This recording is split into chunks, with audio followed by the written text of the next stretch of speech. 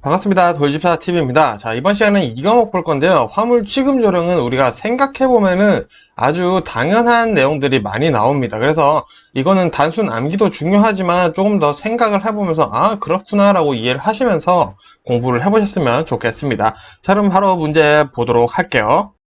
자, 먼저 화물 취급 시 주의사항 있습니다. 화물 적재 시 차량 적재함의 가운데부터 좌우로 적재한다. 자, 요거는 그냥 중간을 잡아놓고 적재를 하는 게 오히려 제일 낫다라고 보는 거죠. 자, 두 번째, 적재함 아래쪽부터 무거운 중량의 화물을 적재한다. 자, 요거 당연하겠죠. 무거운 건 아래 있는 게 낫죠. 자, 그리고 운행 중 화물의 쏠림을 방지하기 위해 윗부분부터 바닥까지 평평하게 매야 된다. 당연하죠. 자, 운전자는 운행 전 적재한 물건이 쓸릴 것에 대한 주의를 운행 전에 점검해야 된다. 자, 당연한 내용들 나오고 있습니다. 자, 그럼 이런 것들 외워줘야겠죠. 인수, 거절, 이사 화물 대상이 있습니다. 자, 고객이 휴대 가능한 귀중품, 다른 화물에 손해 끼칠 수 있는 물건, 그리고 운송에 특수한 관리 요하는 물건은 인수를 거절을 할 수 있다. 거절될 수 있다. 보시면 되겠습니다. 자, 그리고 배출가스로 보는 고장 확인 볼 건데요. 자, 색깔은 총 4개가 있습니다. 먼저 무색, 청색, 정상이죠. 그리고 검은색으로 배출가스가 나오는 경우 그 이유까지 좀 알아두시는 게 좋은데요.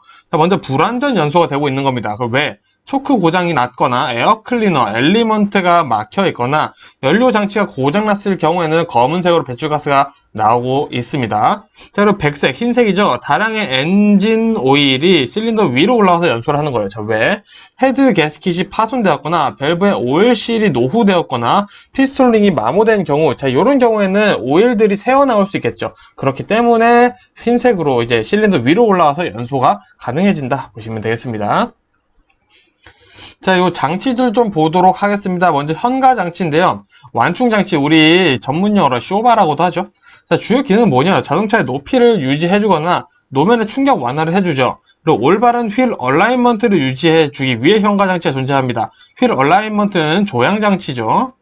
자, 그래서 연관성이 있다. 자, 그리고 차체 무게 지탱해주고 타이어 접지 상태를 유지해주고 주행 방향의 일부 정도 조정을 해준다. 자, 일부를 조정해주는 거지 뭐 조향장치의 기능을 가지고 있다라고는 아주 보기 어렵습니다. 자, 그럼 이 현가장치의 구성 스프링 4개만 외우도록 하겠습니다. 먼저 판 스프링, 우리 버스나 화물차에 사용하고요. 코일 스프링은 승용차에 많이 사용을 합니다. 구조가 복잡하다라는 거 알아두시고요. 토션바 스프링은 비틀어도 원위치해주는 스프링이에요. 그래서 이건 비틀림 스프링이라고도 얘기도 합니다. 공기 스프링, 작은 진동도 흡수할 수 있게 만들어져 있고요. 구조가 아주 복잡하고요. 그렇기 때문에 아주 비싼 스프링이다 보시면 되겠습니다. 이 스프링 4가지 외워주시고요. 조향장치 보도록 하겠습니다. 자, 우리 조향장치 자동차의 진행 방향을 바꿔주는 것이죠. 핸들부터 시작해서 피트먼 암 이렇게 들어와가지고 이제 앞차축에 연결이 되죠. 그래서 타이어에 명령을 내려주기 시작한다 보시면 되겠습니다. 자, 이 조향장치에서 가장 중요한 거, 시험에 정말 자주 나오는 거 바로 휠 얼라인먼트입니다. 캠버, 캐스터, 토인, 조향축, 혹은 킹핑 경사각해서 시험에 나올 수 있는 이 4명의 친구, 4명의 어벤져스다 라고 외워주시면 되겠고요. 자, 기본적으로 이 휠 얼라인먼트는 자동차 앞바퀴가 자동차를 지지하는 데 필요한 모든 요소, 그리고 그 요소, 우리가 자동차가 움직이고 방향을 바꾸는 데 필요한 모든 각도를 조절해주는 친구들이다 라고 보시면 되겠습니다. 자, 시험에 나오는 건 요거겠죠. 캠버와 조향축 경사각이 작용했을 때는 핸들 조작을 가볍게 해준다 라는 특징이 있고요. 캐스터와 조향축 경사각이 작용했을 때는 핸들의 복원성을 부여해준다. 자, 무슨 말이냐? 직진을 용이하게 해준다 라는 뜻이고요. 자, 캐스터의 작용은 그럼 뭐냐? 핸들 조작의 안정성과 확실함을 부여해주는 것이 캐스터다. 그리고 토이는 뭐냐? 타이어의 마멸을 최소로 줄여주는 친구다 라고 보시면 되겠습니다. 자, 근데 이 토인에 대해서 조금만 더 설명드리면 우리 자동차 앞바퀴만 보겠습니다. 앞바퀴의 앞부분 A, 뒷부분을 B라고 볼 건데요. 이 A 부분이 B 부분보다 더 좁은 관계를 우린 토인이라고 합니다. 자, 그럼 과장해서 본다면은 약간 이렇게 돼 있는 거죠. 자, 이렇게 돼 있을 때 우리 토인, 조정이 잘 되어 있었다 라고 보는 거고요. 만일에 이 앞부분이 B, 뒷부분보다 더 넓다 그러면 토아웃이라고 보시면 되겠습니다. 토아웃은 안 좋은 거다 라고 알아두시면 되겠어요. 자, 그럼 바로 제동장치 보도록 하겠습니다. 브레이크죠. 자, 우리 풋브레이크, 주차 브레이크, 감속 브레이크 있는데 시험에 제일 자주 나오는 감속 브레이크만 좀 알아보도록 하겠습니다. 자, 풋브레이크의 보조예요. 풋브레이크는 우리가 발로 밟는 말 그대로의 그 브레이크죠. 자, 근데 이 풋브레이크만 너무나도 사용을 하게 되면 우리는 화물차죠. 그러다 보면은 문제가 생기더라 이겁니다. 자, 왜? 베이퍼록이나 페이드 현상이 발생을 하더라 이건데, 자, 베이퍼록은 뭐냐? 브레이크 오일에 기포가 생겨서 브레이크가 잘 작동하지 않는 거예요. 자, 풋브레이크만 너무 쓰다 보니까 이제 열받죠. 뜨겁죠. 이게 마찰이 심해지다 보니까 이 브레이크 오일의 기포, 막 브레이크 오일이 끓어서 기포가 생기는 거예요. 그래서 잘 작용하지 않는 거죠. 자, 또 페이드가 일어날 수 있는데요. 자, 브레이크 라이닝과 브레이크 드럼, 이 라이닝과 드럼 자체의 변형이 오는 겁니다. 그래서 브레이크가 잘 안 드는 거죠. 그래서 이 풋브레이크를 너무 사용하다 보니까 베이퍼록이랑 페이드 현상이 일어나더라. 그래서 감속 브레이크를 좀 같이 사용해줘야 된다 라는 내용이 담겨져 있다는 거죠. 자, 그럼 이 감속 브레이크 장점 뭘까요? 자, 풋브레이크 사용해서 줄여 운전 안정성을 높이고 운전자의 피로를 줄여줍니다. 그리고 브레이크 슈, 드럼, 타이어 이런 풋브레이크만 사용했을 때 마모되는 것들을 마모를 좀 더 줄여준다는 거죠. 눈이나 비가 왔을 때 미끄러짐을 줄여주고요. 클러치 사용도 당연히 줄게 되겠죠. 풋브레이크를 절 쓰니까. 자, 그러다 보니까 클러치 관련 부품의 마모도 줄어들게 되겠죠. 자, 그리고 브레이크 작동 소음이 줄어 승객에게는 오히려 편안함을 줄 수 있다라는 장점이 있겠습니다. 자, 그럼 이제 운송장의 역할 및 기능 보겠습니다. 자, 운송장의 역할은 총 7가지가 나와요, 시험에. 자, 먼저 계약서, 그리고 화물 인수증, 운송요금의 영수증, 그리고 배달했다라는 증명, 행성지 분류 정보 제공, 그리고 수입금 관리 자료. 왜? 요거는 영수증 역할을 하니까 그럴 수 있겠죠? 그리고 정보 처리의 기본 자료가 된다. 그래서 요 7가지 눈으로 계속 봐두시면서, 들으시면서 외워주시면 되겠죠? 운송장의 역할 및 기능은 계약서, 화물 인수증, 그리고 운송 요금 영수증, 배달에 대한 증명, 행선지 분류 정보, 수입금 관리 자료, 정보 처리 기본 자료 이렇게 7가지가 있다 보시면 되겠습니다. 자, 그리고 택배 약관 한번 보도록 하겠습니다. 자, 사업자는 고객이 운송장에 필요한 사항을 기재하지 않은 경우 배송을 거절할 수 있다. 당연하죠. 이건 배송할 수가 없죠. 그리고 사업자는 운송장에 인도 예정일이 기재되어 있는 경우 그 기재된 날까지 운송 인도하여야 한다. 이것도 당연하죠. 자, 그리고 사업자는 운송물의 인도 시 수화인으로부터 인도 확인을 받아야 한다. 사업자는 천재지면 기타 불가항력적인 사유로 발생한 운송물의 멸실이나 훼손, 연착에 대해서는 손해배상을 지지 않는다 라고 되어 있다는 거 알아두시면 되겠습니다. 자, 운송장에 대해서 조금 더 알아보도록 하겠습니다. 운송장의 형태는 기본형, 보조형, 스티커형 요 3가지가 있고요. 외워두셔야겠죠? 운송장은 정중앙 상단에 부착한다 되어 있습니다. 그래서 운송장을 만일에 붙이기 어려운 경우도 있겠죠? 자, 그런 경우에는 운송물을 새로운 박스에 넣어서 배송을 해서 운송장을 붙인다라는 거죠. 그래서 막 이렇게 쭈글쭈글 했어요. 운송장 붙이기 힘들면은 요거를 박스 안에 넣어서 운송장을 붙인다. 요 내용을 하고 있습니다. 자, 그리고 우리 이사 화물 배상 한번 볼게요. 사업자 책임, 누구 책임? 사업자 책임으로 지금 이사 화물이 해제가 된 거예요. 그런 경우 어떻게 손해배상을 해야 되냐? 자, 인수일 이틀 전까지, 이틀 전에 해제 통지했어요. 이틀 전 혹은 그 전에 해제를 했죠. 그럼 계약금의 2배를 주는 거죠. 자, 인수일 1일 전에 해제 통지했어요. 계약금 4배 받으셔야 됩니다. 자, 인수일 당일에도 해제 통지, 인수일 당일에 해제를 했다. 그럼 6배죠. 자, 근데 인수일 당일인데 연락도 없어요. 그러고 나서 다음날 갑자기, 저 못했습니다. 죄송합니다. 이래요. 그러면은 계약금 10배를 받으셔야 된다. 라는 거 보시면 되겠습니다. 자, 그리고 포장 합리화의 원칙 6가지 한번 외워보도록 할게요. 자, 사양 변경의 원칙, 집중화 및 집약화의 원칙, 재질 변경의 원칙, 시스템화 및 단위화, 규격화 및 표준화, 효준화, 대량화 및 대형화의 원칙이다. 자, 이게 뭐냐? 포장의 기능이라는 거죠. 그냥 쉽게 얘기해서. 포장의 기능에는 6가지가 있더라. 라고 보시면 되겠습니다. 자, 그럼 화물 운송의 책임과 한계에 대해서 한번 보겠습니다. 자, 우리 사업자가 잘못하면 손해배상을 해야겠죠. 근데 면책되는 사유가 있더라 이겁니다. 자, 사업자의 손해배상은 면책 사유입니다. 첫 번째, 이사 화물의 결함, 자연 소모된 경우. 두 번째, 이사 화물의 성질에 의한 발화, 폭발, 부패 등. 자, 그리고 세 번째, 법령 또는 권권력으로 인한 운송의 금지, 몰수, 압류당한 경우. 그리고 네 번째, 천재지변이나 불가항력적인 사유로 인한 손해는 사업자가 배상하지 않는다라는 거죠. 자, 근데 이사 화물이 고객의 책임이 아닌 상태로 멸실되거나 훼손된 경우 사업자는 고객에게서 운임에 청구를 할 수가 없고요. 운임을 받은 경우라면 당연히 돌려줘야겠죠. 자, 그리고 고객은 사업자에게 멸실, 훼손에 대한 사고증명서를 1년에 한 해 요구할 수 있다. 1년이 지나면 요구할 수 없다는 거죠. 자, 그럼 이제 포장에 대해서 좀 보도록 하겠습니다. 자, 요거 굉장히 당연한 내용들인데 한번 봐두시면은 금방 기억 남으실 거예요. 자, 보겠습니다. 가구류의 경우 박스 포장하고 모서리 부분을 포장하여 면책 확인서를 받아 집하한다. 자, 요거 가구류 옮겨보신 분이라면 이렇게 하죠. 자, 그리고 박스 손상으로 인한 내용물의 유실 또는 파손 가능성이 있을 시 포장을 강화한다. 혹은 인수 거절이 될 수도 있습니다. 이런 경우에는. 자, 그리고 비나 눈이 올 때는 비닐 포장 후 박스 포장을 원칙으로 한다.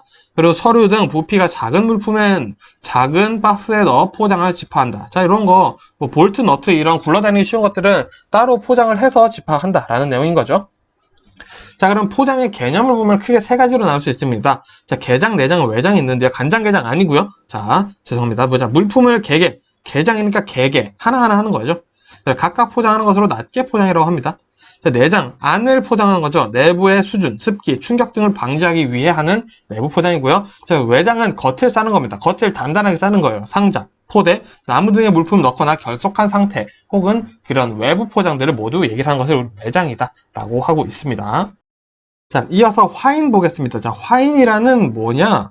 자, 화인이라는 것은 매수인의 사용 편의 및 선적 서류와 물품과의 대조의 편의를 주는다. 자, 이 선적 서류, 물품들에 대해서 뭐가 있는지 확인을 해볼 수 있다는 거죠. 그래서 이런 화인이 부정확하다 보면은 통관시, 왜 선적 서류니까 해외에서 오는 게 있겠죠. 배를 타고 온다는 거죠. 자, 통관시 문제가 발생할 손실이 생긴다는 거죠. 자, 그리고 또 화인이 부정확하면 하역차고, 인도차고, 혹은 불차까지 발생할 수 있다라고 보시면 되겠습니다. 그래서 화인은 선박, 선적에서 이루어지는 것이다. 일단 이 개념 일단 먼저 잡아두시고 외워주세요. 자, 이 화인에는 네 가지 표시가 들어갑니다. 먼저 주표시, 주표시는 회사의 상호가 들어가고요. 수량 표시는 자, 단일 포장이 아닌 포장 수량 가운데 몇 번째인지 표시다. 무슨 말이냐? 자, 총 우리가 10개가 들어있는데 자, 그 안에 박스를 들어보니까 여기가 2라고 써 있는 거예요. 그러면은 여기 안에 2개가 있다는 게 아니라 10개 중에 두 번째 상품입니다 라고 얘기를 하는 것이 이제 수량 표시의 개념이다. 화인에서의 수량 표시의 개념이다 보시면 되겠고요. 자, 주의 표시 말 그대로 주의 사항을 표시해 놓는 거겠죠. 자, 그리고 목적지 표시. 자, 시험에는 뭐가 나오냐? 당연히 독착지명이 써 있겠죠. 독착지명이 가장 크게 써 있고요. 경유지가 있을 수 있겠죠. 경유지가 있다면 작게 표시해 놓는다. 경유지가 크게 써 놓는다. 요건 틀린 내용이다 라고 보시면 되겠습니다. 자, 그리고 이제 박스 포장, 우리 외장을 할 때 골판지, 그리고 나무 상자 있는데 특징 한번 보고 마무리 하겠습니다. 자, 먼저 골판지는 대량 주문 처리하기가 용이하다고 되어 있어요. 자, 가볍고 체력이 작아 보관이 용이해 물류비가 절감된다. 왜? 우리 평소에 골판지 안 쓸 때는 접어놓을 수 있겠죠? 그리고 포장 작업이 용이하고 기계화 작업이 가능하다. 대량 생산품의 포장이 용이하다라는 장점이 골판지라면 나무 상자는 우리가 딱 봐도 단단하죠. 자, 재료 확보가 용이하고 조립이 쉽다. 자, 솔직히 골판지가 좀 더 쉬운 편인데 나무 상자는 이제 그 단단한 보관에 비해서 조립이 쉽다. 뭐 철제 이런 것들 비해서 조립이 쉽다라는 얘기를 하고 있는 거고요. 재활용하기에 좋다. 야, 나무 상자는 재활용 많이 하죠. 그리고 강도 있는 보호성으로 기중품, 중량물 등을 적재하기에는 역시 나무 상자만한 게 없더라 라는 얘기를 하고 있다는 겁니다. 자, 그래서 이 과목은 일단 첫 번째 영상 저희 여기서 마무리하고요. 두 번째 영상으로 또 인사드리도록 하겠습니다. 고생 많으셨습니다. 돌집사 TV입니다. 자, 이어서 이 과목 영상 계속 보도록 하겠습니다. 자, 빈출 차량, 먼저 시험에 자주 나오는 빈출 차량 네 가지만 좀 보고 넘어갈게요. 자, 먼저 카고 트럭입니다. 우리 뭐 배틀그라운드라는 게임에도 자주 나오죠. 이제 하대에 간단히 접을 수 있는 문짝을 단 차량이다 보시면 되겠습니다. 트럭에 이렇게 간단히 이렇게 접을 수 있는 옆부분이 이제 이렇게 있으면 옆부분이 다 접히는 거죠. 여기 테두리들이. 자, 그림 좀 못 그리네요. 자, 전용 특장차, 적재함을 특수한 화물에 적합하도록 구조를 갖추거나 특수한 화물 작업이 가능하도록 기계장치를 부착한 차량이다. 자, 외워주시면 되겠고요. 시스템 차량, 트레일러 방식의 소형 트럭이다. 덤프트럭, 적재함 높이를 경사지게 하여 적재물을 중량에 의해 또닥 때리는 차량이다. 자, 뭐 이런 거 얘기하는 거죠. 이렇게 해서 장치가 있으면 여기도 막 흙 이런 것들, 덤프트럭, 우리 볼보 트럭 이런 거 떠올려 주시면 되겠죠. 자, 그럼 이제 본격적으로 볼게요. 자, 화물 적재 작업 이어서 볼까요? 자, 볼트 같은 세밀한 물건을 상자에 넣어 적재한다. 우리 전 영상에서도 나왔던 내용이죠. 자, 작업 전 적재한 바닥 체크, 낙히물이 없는지 다 확인한다. 너무 당연한 얘기. 화물 결박은 중요한 작업이므로 신경 써서 작업한다. 당연한 얘기. 적재함 난간에서 적재하면 안 되겠죠, 당연히. 밧줄 결박 시 밧줄이 끊어질 것을 대비해 안전한 자세를 취한다. 당연하죠. 운반하는 물건이 시야를 가리지 않게 한다. 당연하죠. 적재 후 밴딩끈을 사용하여 결박키 견고하게 묶였는지 항상 점검한다. 당연하죠. 컨베이어 위에 올라가서 안전 작업을 해서는 안 된다. 당연하죠. 자, 그래서 우리가 공부하다 보면은 이렇게 읽어봤을 때, 너무나도 당연한 내용이 나오잖아. 라는 거는 굳이 외워주실 필요가 없겠죠. 그리고 항상 중요한 건, 안전은 정말 중요하게 생각하는구나. 안전을 강조하고, 이렇게 아무리 강조해도 안전은 정말 중요하구나. 안전을 강조하는 거는 맞는 말이구나. 라고 알아두시면 되겠죠. 자, 화물 운반 작업도 마찬가지예요. 물품을 들 때는 허리를 펴고 들어야 된다. 자, 무거운 물건은 하체로 드는 거죠. 자, 가능한 물건은 신체에 붙여서 든다. 시야를 가리는 물품은 계단이나 사다리를 이용하여 운반하지 않는다. 자, 장착물, 구르기 쉬운 물건은 단독 운반을 피하고 중량물은 하역 기계를 사용한다. 갈고리는 지대, 종이상자, 위험, 유해물에 사용해서는 안 된다. 화물은 가급적으로 세우지 않고 눕혀둔다. 자, 너무 당연한 내용들이 나오고 있어요. 자, 우리 충분히 삶의 경험과 상식으로 풀 수 있습니다. 자, 그리고 추가로 두뇌 작업이 필요한 작업은 사람이 직접 하는 게 낫겠죠. 자, 근데 지속적이고 단순하고 운반량이 많은 거는 기계 작업으로 하는 게 낫겠죠. 자, 그래서 또 내가 직접 하는 것보다 기계 하는 게 더 난가? 이건 사람이 하는 게 더 난 작업인가? 이런 고민해보면은 이제 수작업, 기계 작업, 분류 문제가 나왔을 때 충분히 풀 수 있다는 겁니다. 자, 우리 파레트에 관해서 한번 보도록 하겠습니다. 파레트에 시험에 정말 자주 나오는 친구들 제가 싹 모았습니다. 자, 볼게요. 자, 파레트 이렇게 우리가 물건을 쌓을 때 밑에 뭘 깔고 이렇게 위에 물건을 쌓죠? 자, 그게 밑에 까는 게 파레트죠, 우리. 자, 파레트 틈이 있을 수 있겠죠. 자, 파레트 틈 바구니는 여러 두께의 발포 스티판을 이용하여 없앤다. 자, 근데 시험 문제는 동일한 두께의 발포 스티판 뭐 이런 식으로 나와요. 근데 여러 두께의 발포 스티판을 이용해서 틈을 없앤다는 거 꼭 중요하고요. 또 틈은 에어백을 사용해서 없앨 수도 있어요. 파레트의 틈은 그럼 에어백이랑 여러 두께의 발포 스티판을 이용해서 없앨 수 있구나 알 수 있겠죠. 그리고 파레트가 얽히지 않게 합판을 쓴다. 합판은 파레트가 얽히지 않게 사용하는구나. 요 세 개 꼭 잘 외워주시고요. 자, 이 파레트 이제 방식, 파레트 적재 방식 보도록 할게요. 밴드 걸기 방식입니다. 말 그대로 밴드를 거는 거예요. 파레트 위에 쌓여있는 물건에. 자, 요거는 파레트가 붕괴 방지되는 것을 위해서 사용되고 있고요. 주연 어프 방식은 파레트의 가장자리를 높게 해서 화물이 안쪽으로 쏠리게 하는 거예요. 자, 이렇게 파레트가 있으면 물건들이 이렇게 있죠. 자, 이 바깥쪽에 있는 물건들을 다 안쪽으로 쏠리게 하면은 가운데 있는 친구 하중은 받겠지만, 자, 좀 더 안전할 수 있다 보였죠. 좌우로 차가 흔들리더라도 안전하게 쌓여있을 수 있다. 이게 주연 어프 방식이고요. 자, 풀 붙이기 접착 방식. 파레트에 말 그대로 물건을 붙이는 거예요. 근데 안전하겠죠. 단점이 있어요. 요거 뗄 때 조심해야겠죠, 당연히. 자, 슈링크 방식은 열 수축식 플라스틱 필름을 씌워서 슈링크 터널을 통과시켜서 열을 가해 파레트와 밀착시킨다. 무슨 말이냐? 자, 터널이 있어요. 자, 이렇게 있습니다. 자, 이게 파레트와 물건이 이렇게 지나가면은 여기 필름이 씌워져 있는데 여기 뜨거운 열을 쏴주는 이제 터널을 지나가서 이 씌워놨던 필름이 꽉 잡아주는 거죠. 파레트와 적재물을 꽉 잡아줘서 고정을 시켜주는 게 슈링크 방식이다. 보시면 되겠습니다.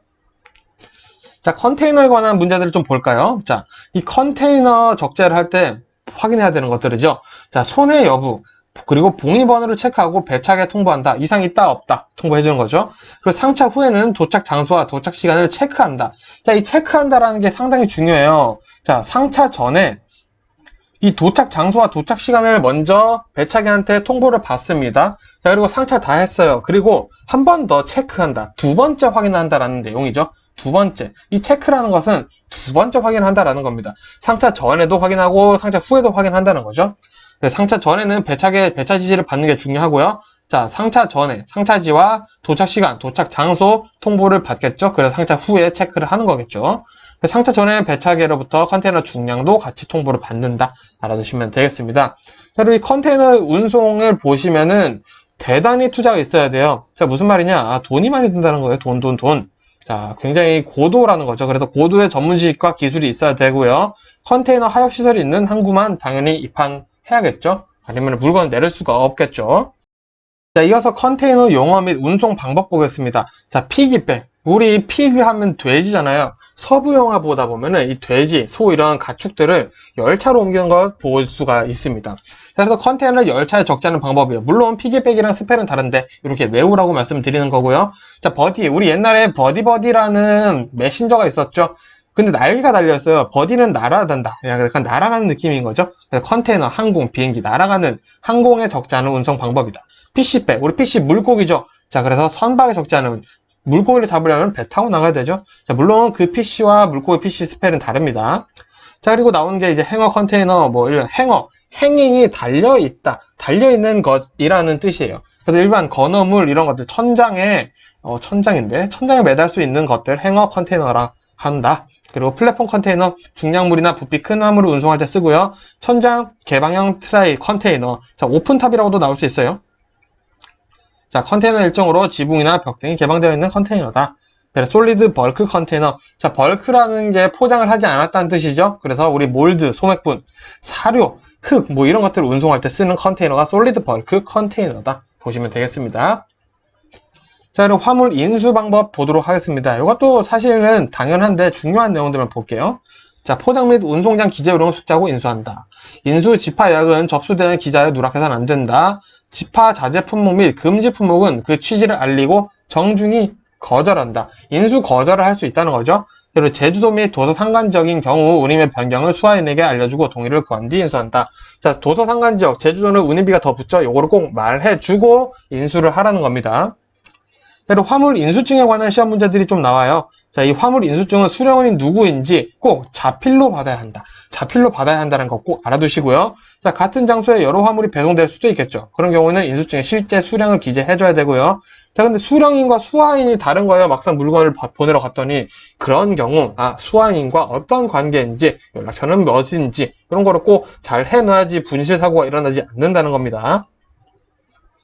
자, 그럼 트레일러에 대해서 한번 또 보도록 하겠습니다. 자, 트레일러는 우리 앞에 이렇게 트럭이 화물차가 있으면 이 뒷부분을 트레일러라고 하는 거예요. 자, 앞부분을 우리는 트랙터라고 얘기를 합니다. 즉, 트랙터가 트레일러를 끌고 가는 거죠. 동력이 없고 모터 비클에 의해 견인되고 사람, 물품을 수송하는 목적으로 설계되어 도로를 주행하는 것을 트레일러라고 한다. 보시면 되겠고요. 먼저 폴 트레일러에 대해서 하나 말씀드릴게요. 자, 파이프나 H형강 이런 장척물들 있죠. 그런 거를 수송할 때는 뭐다? 폴 트레일러를 사용한다. 자, 근데 풀 트레일러라고 또 있어요.